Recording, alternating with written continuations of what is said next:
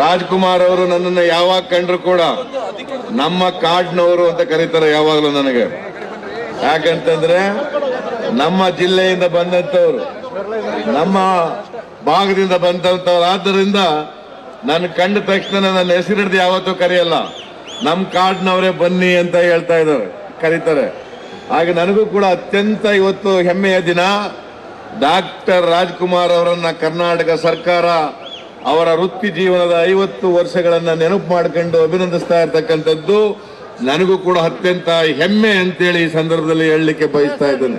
ನಾನು ಆಗಾಗ ಅವ್ರಿಗೆ ಜ್ಞಾಪಕ ಮಾಡ್ತೀನಿ, ನೀವು ಒಂದೇ ಕಾಡ್ನವರು, ನೀವು 100 ವರ್ಷ ಬಾಳಬೇಕು, ನಿಮಗೆ ಆಯಸ್ಸು ಆರೋಗ್ಯ ಸಿಗಬೇಕು, ಈ ನಾಡಿಗೆ ನಿಮ್ಮ ಮಾರ್ಗದರ್ಶನ ನಿಮ್ಮ ಸೇವೆ ಇನ್ನು ಬಹಳ ವರ್ಷಗಳ ಕಾಲ ಸಿಗಲಿ ಅಂತೇಳಿ ನನಗೆ ಅವರನ್ನ ಭೇಟಿ ಮಾಡಿದಂತ ಸಂದರ್ಭದಲ್ಲೆಲ್ಲ ಹೇಳ್ತಾ ಇದ್ದೇನೆ. ಇವತ್ತು ಕೂಡ ಹೇಳ್ತೇನೆ, ಕರ್ನಾಟಕಕ್ಕೆ ಅವರ ಮಾರ್ಗದರ್ಶನ ಅತ್ಯಂತ ಅಗತ್ಯ, ಇಡೀ ದೇಶಕ್ಕೆ ಅವರ ಮಾರ್ಗದರ್ಶನ ಅತ್ಯಂತ ಅಗತ್ಯ. ಇವತ್ತು ಅವರ ಬದುಕಿನಲ್ಲಿ ಅವರು ನಡ್ಕೊಂಡು ಬಂದಿರತಕ್ಕಂಥ ರೀತಿ, ಬದುಕಿನ ಮೌಲ್ಯಗಳು, ಇವತ್ತು ಸಮಾಜಕ್ಕೆ ಬಿಟ್ಟು ಹೋಗ್ತಕ್ಕಂಥ ಮಾರ್ಗದರ್ಶನ, ಈ ಮೌಲ್ಯಗಳು ಇವತ್ತು ಮುಂದಿನ ಅನೇಕ ವರ್ಷಗಳವರೆಗೆ ನಮ್ಮ ಯುವ ಪೀಳಿಗೆಗೆ, ಮುಂದಿನ ಪೀಳಿಗೆಗೆ ಅವು ಆದರ್ಶ ಆಗ್ತವೆ ಅಂತಕ್ಕಂಥ ಮಾತನ್ನ ಈ ಸಂದರ್ಭದಲ್ಲಿ ಹೇಳಲಿಕ್ಕೆ ಬಯಸ್ತಾ ಇದ್ದೇನೆ. ಪಾರ್ವತಮ್ಮನವರು ಹೇಳ್ತಾ ಇದ್ರು, ಬಹುಶಃ ಇಡೀ ಜಗತ್ತಿನಲ್ಲಿ 206 ಚಿತ್ರಗಳನ್ನು ಅಭಿನಯಿಸಿದ್ದಾರೆ ರಾಜ್ಕುಮಾರ್ ಅವರು.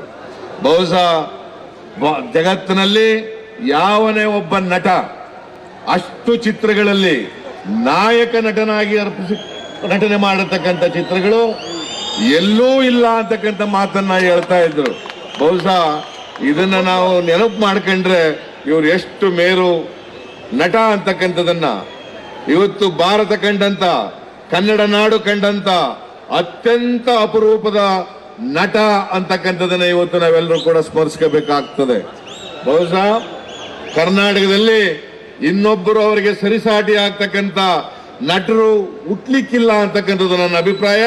ಅವರಿಗೆ ಅವರೇ ಸಾಟಿ ಅಂತಕ್ಕಂಥ ಮಾತನ್ನ ಈ ಸಂದರ್ಭದಲ್ಲಿ ಹೇಳಿ, ಇವತ್ತು ಈ ನಾಡು ನಿಮ್ಮನ್ನ ಇವತ್ತು ಗೌರವಿಸೋದ್ರ ಮೂಲಕ, ಅಭಿನಂದಿಸೋದ್ರ ಮೂಲಕ, ನಾವು ಸರ್ಕಾರ ಅಭಿನಂದಿಸೋದ್ರ ಮೂಲಕ ನಮ್ಮನ್ನ ನಾವೇ ಗೌರವಿಸ್ಕೊಂಡಾಗ ಆಗ್ತದೆ ಅಂತಕ್ಕಂಥ ಮಾತನ್ನ ಈ ಸಂದರ್ಭದಲ್ಲಿ ಹೇಳಿ, ಇವತ್ತು ನಾನು ಅವರಿಗೆ, ಅವರ ಕುಟುಂಬ ವರ್ಗದ ಎಲ್ಲರಿಗೆ, ಅವರ ಎಲ್ಲ ಮಕ್ಕಳು, ಶ್ರೀಮತಿಯವರಿಗೆ ಆಯುರ ಆರೋಗ್ಯಗಳು ದೊರಕಲಿ ಅಂತೇಳಿ, ಅವರು ಇನ್ನಷ್ಟು ಕಾಲ ನಮ್ಮ ಜೊತೆ ಇರಲಿ, ಅವರು ನಮಗೆ ಮಾರ್ಗದರ್ಶಕರಾಗಲಿ ಅಂತ ಹೇಳ್ತಾ ನಿಮ್ಮೆಲ್ಲರಿಗೂ ಕೂಡ ನಮಸ್ಕಾರ ಮಾಡಿ ನಾನು ಮಾತು ಮುಗಿಸ್ತೇನೆ.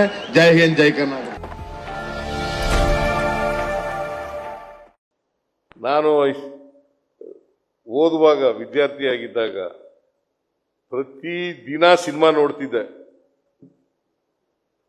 ಪ್ರತಿ ದಿನ. ಇತ್ತೀಚಿನ ದಿನಗಳಲ್ಲಿ ಸಿನಿಮಾಗಳು ಜಾಸ್ತಿ ಆಗ್ಬಿಟ್ಟು ಸಿನಿಮಾ ನೋಡೋದೇ ಬಿಟ್ಬಿಟ್ಟೆ ನಾನು.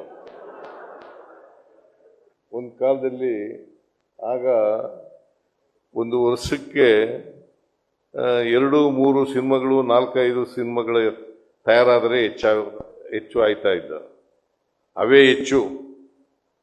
ಮತ್ತೆ ನಾವು ಸಿನಿಮಾ ನೋಡಬೇಕು ಅಂತಂದ್ರೆ ನೋಡ್ದದ್ದೇ ನೋಡಬೇಕು ಸಿನಿಮಾನ.